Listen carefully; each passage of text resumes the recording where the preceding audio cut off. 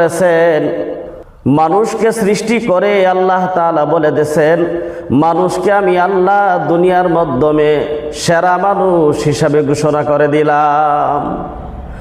মানুষকে আল্লাহ তাআলা সৃষ্টি করার পর আল্লাহ বলেন আমি মানুষকে সবচেয়ে সৃষ্টির সেরা মানুষকে আমি আল্লাহ তাআলা বানাইছি। সমস্ত বস্তু থেকে আল্লাহ তাআলা দামি মানুষকে বানায় দিছে। মানুষ যত দামি তার থেকে দুনিয়ার মাধ্যমে আর কোনো দামি জিনিস নাই। কাবা শরীফ অনেক দামি, কিন্তু কাবা শরীফের সম্মুখে যদি মানুষ না যায় তাহলে কাবা শরীফের দাম কতটুক থাকবে? মানুষ দিয়া কাবার সম্মান, মানুষ দিয়া কাবা দামি হয়ে গেল, কিন্তু মানুষকে আল্লাহ তাআলা সৃষ্টি করে মানুষকে সেরা বানায় দিয়েছে। সুবহানাল্লাহ। কেমনে সেরা বানাইলো?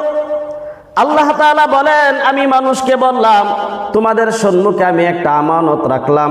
ইন্না আরাদানাল আমানাতা আলাস সামাওয়াতি ওয়াল আরদি ওয়াল জিবালি ফাআবাইনা আন ইয়াহমিলনাহা ওয়া আশফাকনা মিনহা ওয়া